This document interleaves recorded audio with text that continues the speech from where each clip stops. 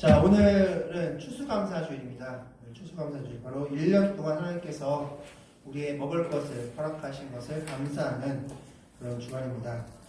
그래서 오늘은 특별히 저희가 성찬식을 준비했습니다. 거의 모든 교회에서 부활절과 추수감사절에 성찬식이 진행될 터입니다. 물론 교회마다 분기마다 한 번씩 교회 진행하는 교회도 있고 또 매주마다 성찬식을 진행하는 교회도 있지만 저희 교회는 이제 추수감사절날 성찬식을 진행하게 되었습니다. 오늘 이 성찬식 그리고 추수감사주일을 맞이해서 오늘 고린도전서 11장 17절부터 34절 말씀을 같이 보겠는데, 오늘 이 말씀을 먼저 구분해 보면 17절부터 22절까지 바로 성찬식의 오용에 관련된 말씀이고, 23절부터 26절까지는 성찬식의 의미, 그리고 27절부터 34절까지는 성찬식의 바른 제정에 대한 말씀을 바울이 고린도 교회에 보냈습니다. 그래서 오늘 이 말씀을 통해서 고린도 교회가 왜 책망받았는지, 그리고 성찬식을 어떻게 올바르게 제정해야 되는 것인지에 대해서 같이 생각해보고, 예배 후에, 설교 후에 바로 성찬식 진행하면서 이 말씀대로 우리가 성찬식을 진행해 보도록 하겠습니다. 자, 이제 말씀으로 들어가서 초대교회 성찬식에 대해서 좀 생각해 보고자 합니다. 초대교회 성찬식은 지금의 성찬식과는 조금 다른 모습의 성찬식이었습니다. 가장 크게는 바로 식사가 바로 성찬식이었습니다.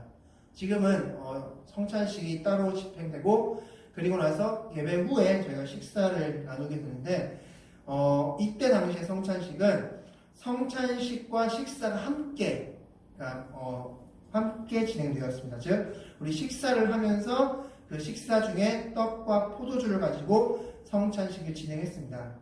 그렇게 성찬식이 진행됐고, 그래서 식사로 성찬식이 진행되었기 때문에 성찬식은 지금처럼 절기마다 어느 특정 날마다 한 것이 아니라 매주마다 성찬식이 진행되었습니다. 그래서 성찬식 때는 단순히 지금처럼 떡과 포도주만 있는 것이 아니라 각자 준비한 음식을 가져오는 것이었습니다. 각자 준비한 음식을 가져와서 그 음식과 떡과 포도주를 같이 먹으면서 성찬식을 진행했습니다. 그것이 지금과 좀 다른 성찬식의 모습이고, 또한 두 번째 다른 점은 바로 지금 성찬식은 교회에서 지금 진행되지만 옛날 초대교회는 집이었고, 초대교회 당시에는 교회가 곧 집이었고, 또한 성찬식은 그 교회에서만 진행하는 것이 아니라 각 교회별로 넓은 집, 즉 교인들을 모두 수용할 수 있는 그런 넓은 집을 가진 그 성도들의 집에서 성찬식이 진행되었습니다. 바로 이것이 바로 지금 현대 교회와 초대교회와 좀 다른 점이라고 볼 수 있는데, 자, 여기서 이제 지금부터 왜 바울이 고린도 교회에 이런 편지를 보낼 수밖에 없었는지를 보도록 하겠습니다. 먼저 이 말씀을 이해하기 위해서는 그 당시의 집의 구조를 먼저 생각해 볼 필요가 있는데, 자, 우리 영상을 한번 보도록 하겠습니다. 자, 영상을 보면 사실 그림이 보이시죠? 자, 이때 당시의 집의 구조입니다. 초대교회 당시의 집의 구조. 이 집을 지금 보시면 여러분 오른편에 위쪽에 보이는 사람들이 많이 모여있는 곳, 이 곳을 가리켜서 트리클리움이라고 합니다. 트리클리움이라고, 그 바깥쪽, 그 왼쪽에 보이는 그 작은 공간, 그 공간을 아트리움이라고 합니다. 옛날 당시에는 바로 이런 구조로서 모든 집이 거의 구조화되었습니다. 이 트리클리움은 그 당시에 식사라는 공간이었습니다. 이 트리클리움이라는 이름 자체의 뜻이 바로 식사 공간이라는 뜻을 가지고 있습니다. 이 트리클리움은 바로 로마식 식탁이었습니다. 옛날 이스라엘 지역이 바로 로마의 속국이었기 때문에 로마의 문화가 바로 이곳에 전파되었다고 보시면 됩니다. 그래서 트리클리움. 성경 말씀을 보시면 예수님께서 누워서 식사하셨다라는 표현이 나오는데, 바로 이런 구조 때문에 그런 말씀이 나오게 되는 것입니다. 즉, 구조는 트리클리움과 아트리움이라는 구조로 되어 있는데, 문제는 이것이었습니다. 이 트리클리움에는 집주인과, 그리고 그 집주인과 친한 부자들이 거기서 식사를 했고요. 그래서 거기서 성만찬을 진행했습니다. 그리고 늦게 오는 사람 누구였을까요? 그 당시에 노동자 계층이었습니다. 종이나 그 다음에 소장농들, 그런 사람들, 즉 주인과 그런 노동자들, 주인에게 허락을 받아야지만이 그렇게 예배에 참석할 수 있는 그런 사람들이 바로 늦게 예배에 참석할 수밖에 없는 그런 사람들이었습니다. 즉 이 트리클리베라는 장소에 먼저 부자들과 좀 그 집주인과 친한 사람들이 그 자리를 차지하고 있었다면 그 뒤에 오는 좀 늦게 참석할 수밖에 없는 상황상 늦게 참석할 수밖에 없는 사람들은 바로 아트리움이라는 공간에서 그들끼리 모이는, 즉 부자는 부자들 모이고 가난한 자들은 가난한 자들끼리 모이는 그런 구조가 형성될 수밖에 없었습니다. 자, 그런데 문제는 이것이 아니었습니다. 이제 성찬식이 진행되는데 앞서 말씀드린 대로 성찬식은 그 당시에 식사와 함께 진행됐다 말씀드렸는데, 자, 부자들은 돈이 많고 음식이 풍부하니까 많은 음식과 풍부한 음식, 좋은 음식을 가지고 성찬식을 진행했습니다. 그런데 반해 이 가난한 자들은 가진 것이 없기 때문에 작은 음식, 소량의 음식만 가지고 성찬식을 그들 나름대로 진행할 수밖에 없었습니다.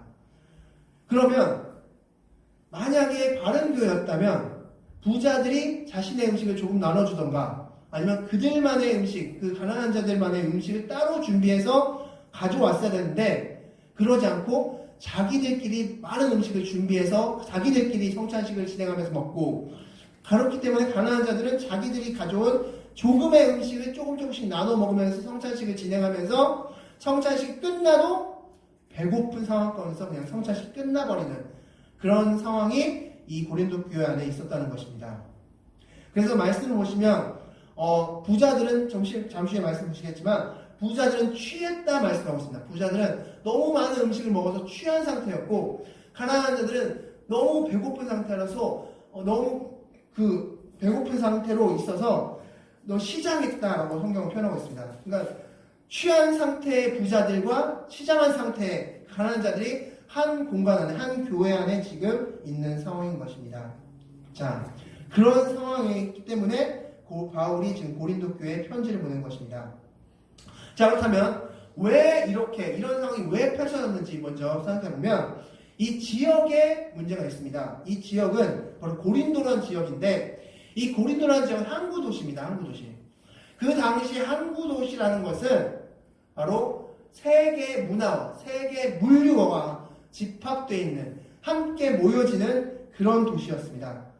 그렇기 때문에 돈이 모여지는 곳이었기 때문에 돈이 있는 부자와 돈이 없는 가난한 자들, 즉 부익부 빈익빈 현상이 자연스럽게 펼쳐질 수밖에 없었고, 그래서 그 당시에는 부자들은 부자들끼리 모였고 가난한 자들은 가난한 자들끼리 모이는 그런 모습이 자연스럽게 연출될 수밖에 없는 도시가 바로 고린도 지역이었습니다. 문제는 무엇이었습니까? 세상에서는 돈 있는 자와 돈 없는 자가 그렇게 따로 모일 수 있다 치더라도 교회에서만큼은 그러지 않았어야 되는데 교회에서도 그 세상의 문화가 그대로 들어왔다는 것이 문제였던 것입니다. 바로 그것을 바울이 고린도 교회에 지적하고 있는 것입니다. 자, 그럼 첫 번째 말씀을 통해서 우리 더욱 자세하게 확인해 보도록 하겠습니다. 자, 17절 말씀 읽겠습니다. 내가 명하는 이 일에 너희를 칭찬하지 아니하리니 이는 너희의 모임이 유익이 못되고 도리어 해로움이라 말씀하고 있습니다. 바울이 예수님이 제정하신 그 성찬식을 뭐라고 표현하고 있습니까? 해롭다. 여러분 이해가 되십니까? 바울이 지금 목사님이 성찬식은 해로워 라고 표현할 정도라는 겁니다. 지금 왜 그렇습니까?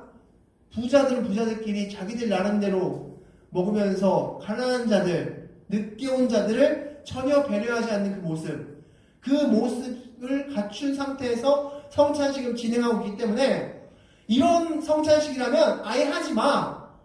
라고 하는 게 바로 고린도 교회 11장 말씀의 내용입니다. 너희가 그런 식으로 그렇게 세상이 하는 것처럼 부자는 부자들끼리 먹고 가난한 자는 가난한 자들끼리 먹고 부자가 가난한 자들을 생각하지도 않고 그렇게 하려면 아예 하지 마! 안 하는 게 나아가 바로 지금 바울의 요점입니다. 자, 18절 말씀 보겠습니다. 너희가 교회에 모일 때 너희 중에 분쟁이 있다는 말을 듣고 어느 정도 믿거니와 말씀하고 있습니다. 여기서 어느 정도 믿었다 말씀은 내 대충 알고 있어 이런 느낌이 아닙니다. 어떤 말씀이냐면 야 교회에서 그런 일이 벌어졌어? 있을 수 없는 일이 일어났구나. 이런 뉘앙스의 말씀입니다. 어느 정도 믿거니와 있을 수 없는 일이 일어났다 라는 말씀을 지금 하고 있습니다. 그리고 나서 19절 말씀에 너희 중에 파당이 있어야 너희 중에 옳다 인정함을 받는 자들이 나타나게 되리니 말씀하고 있습니다. 무슨 말씀이냐면 좋다 세상에서는 그렇게 파당을 지어서 부자는 부자들끼리 있고 가난한 자들은 가난한 자들끼리 있는 것이 옳다고 인정될 수는 있다. 그래 세상에서 그렇다 치자. 문제는 무엇이다?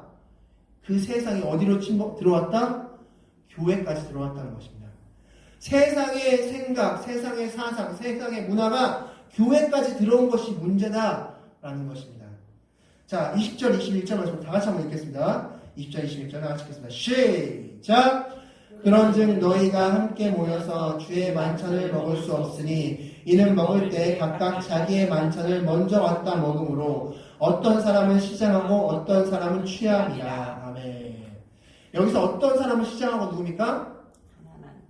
네. 그렇죠. 가난한 사람이죠. 가난한 사람들. 가난한 사람들은 시장하다는 거죠, 지금. 네. 시장기가 있는 거죠. 성찬식을 다 진행했음에도 불구하고 식사를 다 마쳤음에도 불구하고 배고픈 겁니다. 그리고 또 어떤 사람은 취함이다. 누굽니까? 부자들. 네, 그렇죠. 여기서 취한다는 것은 그때 당시에 물은 무엇이었습니까? 포도주였죠. 네. 알코올 성분이 있는 음료 그리고 물이었기 때문에 아무래도 먹을 걸 많이 먹으면 무엇이 막힙니까? 물이 막히죠. 네, 그러면 또 물을 먹습니다. 그리고 또 어느 정도 좀 배고프네? 다시 자기들이 가져온 걸 다시 먹습니다. 야 목마르다. 포도주 먹습니다. 또 먹습니다. 목마르네. 포도주 먹습니다. 그래서 취했다는 것입니다. 즉 이 취했다는 것은 다른 말로 얘기하면 너무 많이 먹었다는 겁니다. 그러니까 어떤 사람은 배고픔에 쩔쩔 굶고 있고 어떤 사람은 너무 많이 먹어서 취해서 해롱해롱거리고 있는 그런 상황이 지금 연출되고 있는 것입니다. 그래서 22절에 뭐라고 말씀하고 있습니까? 너희가 먹고 마실 짐이 없느냐? 너희가 하나님의 교회를 업신여기고 빈궁한 자들을 부끄럽게 하느냐? 내가 너희에게 무슨 말을 하랴? 너희를 칭찬하랴? 이것으로 칭찬하지 않노라 말씀하셨습니다. 너희가 먹고 마실 집이 없느냐? 그래 교회 밖에서 너희가 교회 밖에서 그런 모임 하는 건 내가 인정할게. 근데 문제는 무엇이다? 하나님의 교회에서까지 하나님이 교회 하나님이 세우신 그 성찬식에서까지 그렇게 하는 것이 옳으냐? 라고 말씀하고 있는 겁니다. 즉 17절부터 22절까지의 말씀은 바로 성찬식의 오용에 대해서 바울이 말씀해주고 있습니다. 실제 성찬식은 어떻게 진행됐냐? 그 초대교회 때 초대교회 당시의 성찬식은 고린도 교회를 제외한 다른 여러 교회 성찬식들은 제가 앞서 말씀드린 트리클리움 이 트리클리움에서 빈부격차와 상관없이 사람들이 다 모였습니다. 그러니까 모여서 그들이 함께 모여서 성찬식을 진행하는 것이 원래의 모습이었습니다. 그것이 모든 초대교회의 모습이었는데 유독 고린도 지역에 있는 고린도 교회만큼은 부자들은 따로 먹고 가난한 자들은 따로 먹는 그런 모습. 어디서 유래됐습니까? 세상에서 하는 그대로를 교회까지 옮겨온 것입니다. 그것을 지금 바울이 책망하고 있는 것입니다. 자, 그렇다면 23절부터 26절까지는 성찬식이 무엇인지를 가르쳐주고 있습니다. 이 성찬식이. 자, 이 말씀 우리가 이해하기 위해서 우리 주보를 보시면 제가 마태복음 26장 26절부터 28절까지 말씀을 제가 적어놨습니다. 이 마태복음 26장 28절까지 말씀 적었는데 자, 이 말씀을 보시면서 성찬식의 순서를 먼저 간단하게 말씀드리도록 하겠습니다. 자, 성찬식은 이렇게 초대교회 당시에 이렇게 진행됐습니다. 먼저 성찬식의 리더격인 사람이 떡을 듭니다. 떡을 들고 그 떡을 든 상태에서 하나님께 짧게 하나님을 찬양의 기도를 올립니다. 하나님 우리를 구원해 주시면 감사합니다. 짧게 찬양의 기도를 올린 다음에 그 떡을 먹는데 그 떡을 어떻게 먹느냐? 바로 이 떡을 지금 성찬식은 사실 잘려서 다 나눠져 있는데 사실 초대교회 당시에는 잘려서 나오지 않았습니다. 무교병이라고 해서 동그란 무교병을 그대로 놓습니다. 놓고 그 무교병을 이렇게 가지고 이렇게 찢습니다. 이 한쪽 부분을 이렇게 쭉 찢습니다. 네, 이렇게 찢으면 어떻게 됩니까? 이 모습을 여러분께서 보시면 아시겠지만 어떻게 됩니까? 모습이 깔끔합니까? 안 깔끔합니까? 깔끔하지 않죠. 네, 자로 재서, 칼로 재서 찢는 바로 이것을 무엇을 의미할까 그러면? 바로 예수님의 몸의 찢김을 의미하는 겁니다.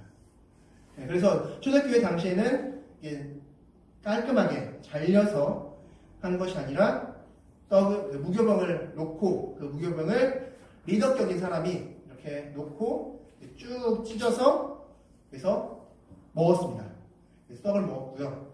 그리고 포도주를 듭니다. 포도주를 이렇게 들고 역시 짧게 하나님께 감사 기도를 드렸습니다. 함께 기도를 드리고 역시 포도주를 마셨습니다. 즉 떡과 포도주를 같이 먹음했습니다. 같이 먹음으로써 그 시간 자체가 무엇입니까? 식사였습니다. 이 식사를 같이 함께하고 그리고 하나님을 찬양하고 돌아가면서 각자 기도를 드렸습니다. 그것이 그 당시에 초대교회 당시에 성찬식의 모습이었습니다. 자, 여기서 이제 두 가지만 먼저 짚고 다시 한번 말씀드리고 이제 마지막 말씀드리고 마치겠습니다. 자, 첫 번째는 성찬식에 사용되는 떡은 어떤 것을 준비하는 것이 좋을까에 대해서 말씀드린다면 많은 교회에서 카스테라를 자른다든가 작은 전병, 조그마한 동그란 작은 전병을 사용하는데 앞서 말씀드렸듯이 카스테라나 작은 전병 사용해도 무방합니다. 문제가 되는 건 아닙니다. 그러나 카스테라나 작은 전병은 바로 예수님께서 분명히 예수님께서 우리를 구원하시기 위해서 행하신 일 중에서 분명히 예수님의 몸에 찢김이 있습니다. 예수님께서 십자가에 달려 돌아가실 때 못이 박혀 있고 그리고 창의 옆구리가 찔리고 가시멸관을 쓰시고 채찍을 맞으시면서 몸이 어떻게 되셨을까요? 바로 몸이 이렇게 찢기셨습니다. 이것을 상징하는 것이 바로 떡을 찢는 것입니다. 여러분께서 잠시 후에 성찬식을 하실 때 여러분께서 직접 빵을 찢으시면서 내 죄 때문에 예수님의 몸이 찢겼다. 예수님이 상하셨다. 고난 받으셨다. 이사야 53장 5절 말씀에 그 말씀을 기억하시면서 그 상함 받으심이 바로 내 죄 때문이다라는 것을 묵상하시면서 성찬식을 진행하시면 되겠습니다. 그래서 저희 교회에서는 지금 무교병과 비슷한 그런 널쩍한 빵을 준비하였습니다. 그리고 포도주 같은 경우에는 원래 포도주가 사용했습니다. 초대교회 당시에는 포도주가 사용됐는데 이제 세상이 변하면서 금주 문화가 진행되면서 포도주 대신 포도즙, 즉 포도주스가 사용이 되고 있는 그런 추세입니다. 그렇다면 포도즙을 사용해도 되느냐? 네, 물론 상관없습니다. 그 당시에 포도주가 사용됐던 것은 그 당시의 문화와 상관이 있습니다. 이스라엘 지역은 포도가 많이 나는 지역이었습니다. 잠시 후에 말씀 볼 텐데 그 말씀도 포도원 관련된 말씀입니다. 즉 포도 농사가 그 지역, 이스라엘 지역의 토양과 그런 모든 햇빛과 그런 것들에 의해서 포도 농사가 굉장히 잘 됐기 때문에 포도주가 굉장히 많이 사용되고 물로써 사용된 것 뿐이지 포도주나 포도즙이나 상관없이 사용돼도 상관없다는 것입니다. 자, 그러면 여기서 중요한 것이 성찬식의 의미가 무엇인가 이것입니다. 첫 번째, 우리 성찬식은 언제까지 진행돼야 될까요? 성찬식은 언제까지 진행된다고 성경에서 말씀하고 있을까요? 자, 말씀을 통해서 하겠습니다. 자, 고린도전서 11장 26절 말씀 다 같이 읽겠습니다. 시작! 너희가 이 떡을 먹으며 이 잔을 마실 때마다 주의 죽으심을 오실 때까지 전하는 것입니다. 아멘. 언제까지 전한다고 말씀하고 있습니까? 오실 때까지. 예수님의 재림. 자, 그렇기 때문에 여기서 우리가 기억해야 될 것이 있습니다.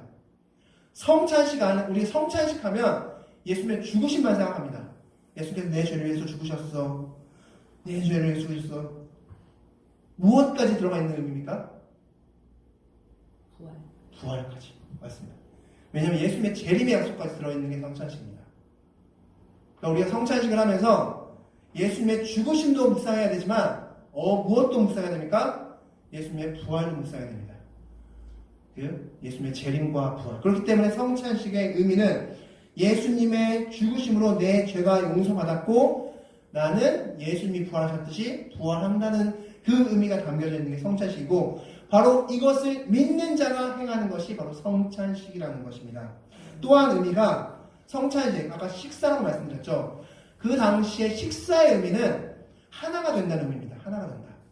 그래서 식사를 나눈다는 것은, 그래서 예전에 말씀드렸죠. 이방인들과 식사하는 것을 불쾌하게 여겼다는 의미는 무엇이냐면, 이방인과 내가 가족이 된다, 하나가 된다는 것을 유대인들은 불쾌하게 여겼다는 것입니다. 그래서 이방인과 식사를 멀리 했습니다. 단순히 밥 한 번 먹는 그런 개념이 아니었던 것이죠. 그러니까 그 당시에 성찬식을 같이 함께한다, 같은 떡을 먹고 같은 포도주를 마신다, 그것은 우리가 한 공동체, 한 가족, 하나로 연합되었음을 의미하는 것입니다. 바로 그것이 성찬식의 의미임을 기억하시고, 잠시 후에 이렇게 성찬식 하실 때마다 그 의미를 생각하시면서 행하시는 여러분이 되시기 바라겠습니다. 마지막으로 우리 고린도전서 11장 27절부터 34절 말씀 볼 텐데, 우리 27절 말씀 다 같이 한번 읽겠습니다. 27절 다 같이 읽겠습니다. 시작! 그러므로 누구든지 주의 떡이나 잔을 합당하지 않게 먹고 마시는 자는 주의 몸과 피에 대하여 죄를 짓는 것이니라. 아멘. 자, 질문 드리겠습니다. 합당하지 않는다는 뭘까요? 합당하지 않는다. 이 말씀을 많은 교회에서 이렇게 이야기를 하죠. 회개기도 제대로 하지 않는 사람. 우리 내 죄를 먹고 마신다, 이런 표현 때문에 그런지 몰라도 회개기도 제대로 안 한 사람은 참 하지 마십시오, 이렇게 말씀하시는 그런 말씀이 있는데, 만약 회개기도 하지 않는 사람이 성찬식을 참여하면 안 된다라고 하면은 우리는 이 성찬식이 어떤 의미가 될까요? 두려움의 성찬식이 될 겁니다. 내가 회개를 제대로 했나? 잠깐만. 어제 지은 죄는 내가 회개했고, 그저께 지은 죄를 내가 회개했나? 안 했나? 이거 성찬식 해야 돼 말아야 돼. 자, 사실 이 말씀의 흐름과도 맞지 않죠. 바울이 언제 여기서 회개기도에 대해서 언급한 것이 아무것도 없습니다. 너희가 회개기도 제대로 안 해서 성찬식했어, 이런 뉘앙스로 말씀한 말씀이 아닙니다. 자, 여기서 그럼 합당치 않게 라는 것은 무엇은 말씀일까요? 바로 참 의미를 모른 채라는 말씀이죠. 참 의미를 모른 채. 예수님께서 왜 성찬식을 지정하셨는지 참 의미를 모른 채 하는 그런 성찬식에 참여하는 것을 합당하지 않은 성찬식에 참여라고 말씀할 수 있습니다. 다시 한번 말씀드립니다. 성찬식의 참 의미는 무엇입니까? 첫 번째는 예수님의 죽으심을 통한 죄사함과 부활입니다. 그것이 첫 번째 성찬식의 참 의미입니다. 두 번째는 성찬식을 통해서 연합된다는 것입니다. 이것이 이제 말씀을 통해서 보여지는데, 우리 29절부터 32절 말씀을 여러분께서 잠시 이제 집에 가셔서 읽어보시면 아시겠지만, 바로 예수님의 죽으심을 통한 죄사함과 부활을 모르는 자들에게 내려진 징계에 대한 말씀이 29절부터 32절까지 나와 있습니다. 너희들이 그렇게 떨어진 자들에게 하나님께서 이렇게 하셨다라고 말씀하는 겁니다. 즉 성찬식의 의미를 참 모르고, 또한 예수님의 죽으심과 부활의 의미를 제대로 모르는 사람들에게 내려진 하나님의 형벌이 바로 29절부터 32절의 말씀이 나와 있고요. 자, 우리 33절 말씀 우리 다 같이 한번 읽겠습니다. 33절입니다. 시작! 그런즉 내 형제들아, 먹으러 모일 때 서로 기다리라. 아멘. 자, 왜 기다리고 있습니까? 두 번째 의미죠. 바로 연합됨을 가르쳐주기 위해서입니다. 연합됨. 지금 문제가 무엇이었습니까? 가난한 자들 그리고 부한 자들이 따로따로 진행하는 것이었죠. 이 공동체 안에는 연합됨이 있었습니까? 고린도 교회 안에는 성찬식은 있었습니다. 예수님과 떡과 포도주를 나누는 성찬식은 있었을지 모르겠지만 연합됨은 없었습니다. 그것을 가르치기 위해서 33절 말씀에 그런즉 내 형제들아, 먹으러 모일 때 서로 기다리라 말씀하십니다. 연합해라 라고 말씀하셨습니다. 즉 성찬식의 참 의미를 알고 행해라 라는 말씀입니다.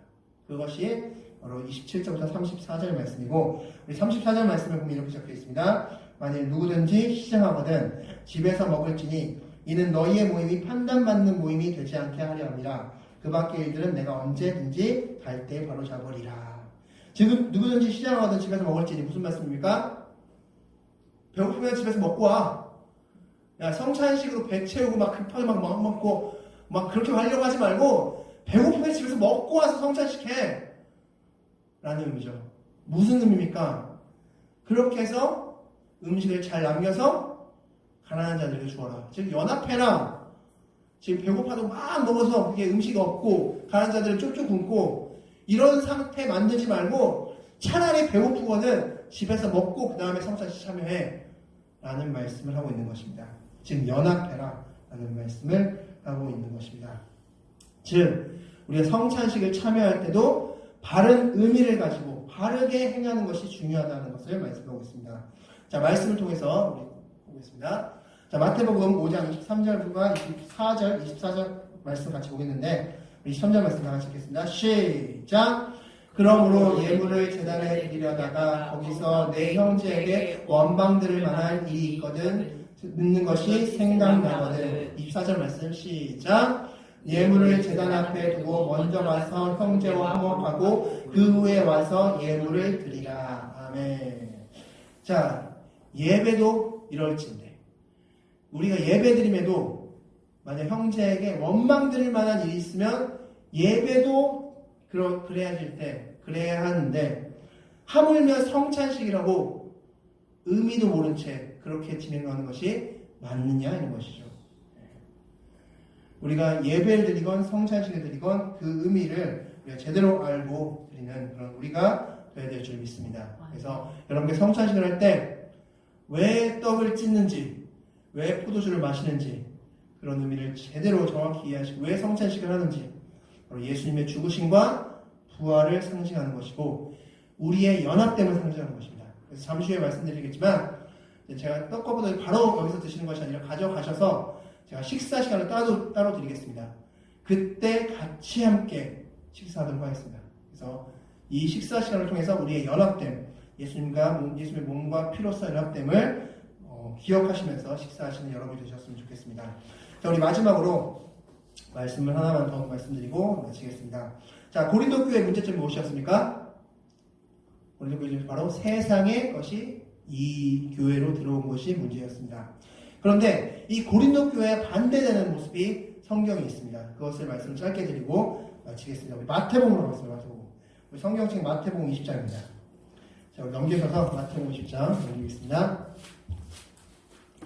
마태복음 20장입니다. 자, 마태복음 20장 1절부터 16절까지의 말씀인데 읽을 수는 없고요. 여러분 다 아시는 말씀입니다. 바로 포도원 품꾼 비유입니다. 이 비유도 포도원이죠.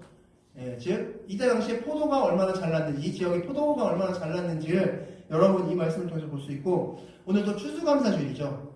포도 추수철이 바로 가을철입니다. 그래서 그 포도를 그 추수감사주일과 좀 연관되는 그런 말씀인 것 같은데 자, 이 말씀에서 우리 1절 말씀 같이 읽겠습니다. 1절 말씀만 다 같이 읽겠습니다. 시작! 천국은 마치 품꾼을 얻어 포도원에 들여보내려고 이른 아침에 나간 집주인과 같으니. 아멘. 자, 천국은 집주인과 같다 말씀하셨습니다. 이 집주인은 누굽니까? 곧 천국이죠. 천국이 의인화된 겁니다. 천국이 의인화된 것이다. 자, 그런데 이 포도원 주인이 굉장히 이상합니다. 이 말씀 여러분 다 아시기 때문에 제가 간단하게 요약하면 이 집주인이 일꾼을 모집하는데 어떻게 했습니까? 먼저 이 일꾼을 직접 나가서 모집합니다. 이 청지기가 있습니다. 나중에 청지기가 있는데 근데도 그들을 시키지 않고 직접 나가서 모집합니다. 그리고 두 번째로 띄엄띄엄 나갑니다. 9시에 한 번 나가, 12시에 한 번 나가, 3시에 한 번 나가, 5시에 한 번 나가. 원래 일을 시키려면 어떻게 시켜야 됩니까? 한꺼번에 몰아서 40명 모집, 50명 모집 한꺼번에 모아서 한꺼번에 들여보내는 것이 맞습니다. 왜냐하면 일하는 적응 시간도 있어야 되고 그래서 한꺼번에 모집하는 것이 맞는데 띄엄띄엄 나갑니다. 자, 근데 여기서 보는 그렇다 치고 세 번째가 이상하죠. 삭슬 누구부터 줍니까? 늦게 온 사람부터 5시 1시간 일하는 사람부터 줍니다. 또 얼마씩 줍니까? 한 데나리온씩. 이 당시 한 데나리온은 그 당시 하루 품삯 하루 먹을 양이었습니다. 사람이 하루 동안 먹을 만. 지금으로 따지면 최저시급 정도는 8만원, 9만원 정도 되는 그런 금액이라고 보시면 되겠습니다. 자, 한 데나리온씩 다 주었습니다. 그거 이상한 겁니다. 맨 처음부터 늦게 오래전부터 일하는 사람을 빨리 주고 돌려보내는 것이 맞을 텐데 늦게 온 사람부터 줘서 원망을 들었습니다.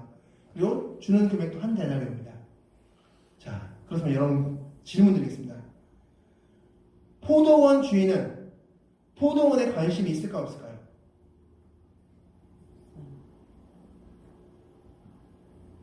자, 만약에 포도원에 관심이 있었다면 어떻게 해야 됩니까? 제가 앞서 말씀드린 대로 해야 됩니다. 직접 나가지 말고 일꾼 불러서 야 빨리 섭외와 10명씩 섭외와 빨리 그래서 조종을 했어야 되고 데려올 때 야 30명씩 데려와 30명씩 알았지? 내가 그럼 잘 가르친 다음에 빨리 적응시킨 다음에 일하게 할게. 그리고 돈도 일한 만큼만 주면 됩니다. 왜 포도원 좀 수확을 좀 돈을 좀 불리기 위해서는 당연히. 근데 이 포도원 주인은 그렇게 하지 않았죠. 무슨 소리입니까? 이 포도원 주인은 포도원에 관심이 없다는 겁니다. 그럼 무엇에 관심이 있었습니까? 포도원 주인의 관심은? 사람에 관심이 있는 거죠. 다른 말로 생명에 관심이 있는 겁니다. 그래서 한 데나리온씩 주는 겁니다. 한 데나리온씩. 이 사람 먹고 살아야 되니까. 이 사람 먹고 살아야 되니까. 하루 품삯 벌어서 그 사람들 먹고 살아야 되니까. 생명 먹고 되니까. 우리 추수감사절이잖아요. 하나님께서 먹을 거 주신 것은 우리 생명 살려야 되니까. 하루하루 살아야 되니까 하나님께서 먹을 거 주신 겁니다. 마찬가지로 이 포도원 주인도 먹고 살아야 되니까 하루 품삯을 준 겁니다. 일이 늦게 했건 일찍 했건 상관없이 하루 품삯을 준 겁니다. 하루 동안 그 사람이 살 것을 허락하신 겁니다. 즉 이 포도원 주인의 관심은 무엇이었습니까? 생명이었습니다. 자, 앞서 봤던 고린도 교회와 차별이 있지 않습니까? 고린도 교회는 세상의 문화가 교회에 들어와서 세상을 따라했습니다. 그런데 이 포도원 주인은 무엇이었습니까?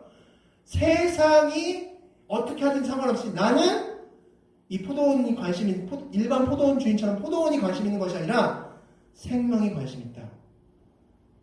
이 포도원 주인이 누굽니까? 천국. 그럼 천국, 교회는 무엇에 관심이 있다는 뜻입니까? 생명에. 한 영혼에 관심이 있다. 즉 고린도 교회처럼 한 영혼에 관심 없고 그냥 자기들끼리 먹고 마시면서 세상처럼 즐기자 이게 아니라 한 영혼에 관심이 있는 것이 진짜 천국이고 진짜 교회다라는 것을 마태복음 20장과 고린도전서 11장 말씀을 통해서 볼 수 있는 것입니다. 그렇다면 우리들은 어디에 더 관심이 있을까? 우리 교회는 세상의 문화가 들어온 고린도 교회일까? 아니면 생명에 관심이 있는 포도원 주인일까? 그리고 나는, 교회된 나는 세상의 문화가 들어온 고린도 교회일까? 아니면 생명에 관심이 있는 포도원 주인일까? 이것을 여러분께서 묵상해 보시기 바랍니다. 즉, 오늘 고린도 교회와 이 포도원 주인과 비교를 통해서 어떤 것이 관심이 있고 무엇이 정말 교회로서 정말 중요한지 이 성찬식을 진행하는 우리에게 중요한 것인지를 기억하시는 여러분들이 되시기 바라겠습니다. 말씀 마치겠습니다. 오늘 말씀 바로 고린도 교회 성찬식의 문제점은 무엇이었습니까? 세상이 교회로 들어온 것이었습니다. 자, 말씀을 하나 읽고 마치도록 하겠습니다. 자, 히브리서 11장 38절 말씀 다 같이 읽겠습니다. 시작! 이런 사람은 세상이 감당하지 못하느니라. 그들이 광야와 산과 동굴과 토굴에 유리하였느니라. 아멘. 세상이 감당하지 못한 사람. 세상을 따라하는 교회가 아니라 세상의 것을 겨우겨우 따라하면서 세상의 눈치를 보며 사는 것이 아니라 세상이 감당치 못하는 교회가 되는 겁니다.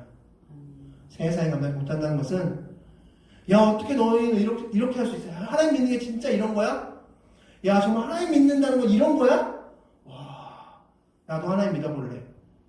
라고 할 수 있는 그런 교회가 돼야 될 줄 믿습니다. 그러기 위해서는 우리는 마태복음 20장에 나온 그 포도원 주인, 천국이 되어야 될 줄 믿습니다. 바로 다른 것이 세상이 관점 두는 거, 물질, 명예, 그런 것이 아니라 생명. 한 생명을 생각하시는 그런 여러분들이 되시기 바라겠습니다. 오늘 이제부터 성찬식을 할 텐데 성찬식을 통해서 내가 어느 것에 관심 있고 어느 것을 더 중시 여겨야 되는 것인지를 붙잡으시는 여러분 되셨으면 좋겠습니다. 자, 짧게 기도하고 성탄식 바로 진행하겠습니다. 기도하시겠습니다. 하나님 아버지, 오늘도 이렇게 귀한 주일을 맞이해서 또한 추수감사주일을 맞이해서 하나님 아버지께 예배드릴 수 있게 감사드립니다. 아버지, 어떤 것이 중요한지 우리가 바로 알 수 있게 해주시옵소서. 우리의 관점이 세상이 되지 않고 생명이 될 수 있도록 도와주시옵소서. 우리의 삶이 세상이 되지 않고 생명이 될 수 있도록 도와주시옵소서. 우리의 시선이 세상이 되지 않고 생명이 될 수 있도록 도와주시옵소서. 그러기 위해서 예수님께서 십자가에 달려 죽으시고 부활하셨으며 우리를 하나로 묶어주셨음을 기억할 수 있도록 도와주시고 이번 성찬식이 그것을 바로 알 수 있는 성찬식이 될 수 있도록 도와주시옵소서. 이 모든 말씀 우리 주 예수 그리스도의 이름으로 기도드렸습니다. 아멘.